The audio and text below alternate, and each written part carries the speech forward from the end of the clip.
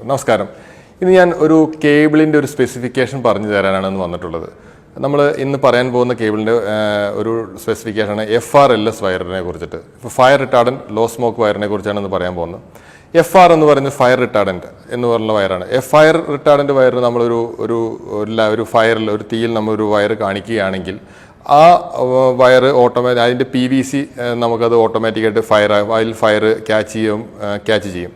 ഈ fire catch ചെയ്ത് കഴിഞ്ഞാൽ ഈ വയർ ആ തീയിൽ നിന്ന് മാറ്റി പിടിക്കുകയാണെന്നുണ്ടെങ്കിൽ അതിലുള്ള കെമിക്കൽ, ഈ PVCയിലുള്ള കെമിക്കൽ ആ ഫയറിനെ ഓട്ടോമാറ്റിക്കായിട്ട് ആ ഫയർ തീയിൽ നിന്ന് മാറ്റി പിടിച്ചാൽ അതിനെ ഓട്ടോമാറ്റിക്കായിട്ട് കെടുത്താനുള്ളൊരു കപ്പാസിറ്റി ഉള്ള ഒരു ഇൻസുലേഷനാണ് അതിനകത്ത് യൂസ് ചെയ്തിട്ടുള്ളത്.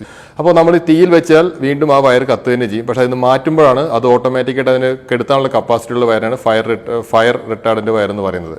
ലോ സ്മോക്ക് വയർ നമ്മൾ സാധാരണ യൂസ് ചെയ്യുന്നത് ഈ ഫയർ ഫൈറ്റേഴ്സിനൊക്കെ നമുക്ക് എന്തെങ്കിലും ഒരു ഫയർ ഉണ്ടായി കഴിഞ്ഞാൽ ഇതിൽ നിന്ന് വരുന്ന കെമിക്കൽസിൻ്റെ ഫ്യൂംസ് ചിലപ്പോൾ അവർക്ക് സഫക്കേഷൻസ് ഉണ്ടാക്കും. അത് ഫയർ ഫൈറ്റ് ചെയ്യുമ്പോൾ സഫക്കേഷൻസ് ഉണ്ടാക്കും. അങ്ങനെയുള്ള സാഹചര്യങ്ങളിൽ നമുക്ക് ലോ സ്മോക്കായിട്ടുള്ള സാധനങ്ങൾ യൂസ് ചെയ്ത് കഴിഞ്ഞ് കഴിഞ്ഞാൽ നമുക്ക് ഈ പറയുന്ന പല ഗവൺമെൻറ് വർക്കുകളിലും അല്ലെങ്കിൽ പല നമ്മുടെ വീടുകളിലൊക്കെ തന്നെ അങ്ങനെയുള്ള കാര്യങ്ങളൊക്കെ ഇടാന്നുണ്ടെങ്കിൽ നമുക്ക് ഫയർ ഫൈറ്റേഴ്സിനെ ഹെൽപ്പ് ചെയ്യാനാണ് നമ്മൾ ലോ സ്മോക്ക് വയേഴ്സ് യൂസ് ചെയ്യുന്നത്. ഇത് കേബിൾസിലും അതുപോലെ തന്നെ അത് ഉപയോഗിക്കുന്ന കോൺഡ്യൂറ്റ് പൈപ്പ്സിനെയും എല്ലാത്തിനെയും ഇത് കണ്ടക്ട് ചെയ്തായിരിക്കും.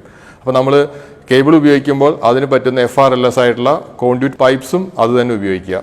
അപ്പോൾ നിങ്ങൾക്ക് നെക്സ്റ്റ് നിങ്ങളൊരു വീട് വെക്കുകയാണെങ്കിൽ ഇതുപോലെ FRLS പോലുള്ള അതുപോലെ ആൻഡ് പ്രൂഫ് ടെർമൈറ്റ് പ്രൂഫ് ആയിട്ടുള്ള വയറുകളൊക്കെ വെക്കുകയാണെങ്കിൽ നമുക്കത് ലോങ് ലൈഫ് നമുക്ക് യൂസ് ചെയ്യാൻ പറ്റുന്നതായിരിക്കും. Sanal, VK Traders.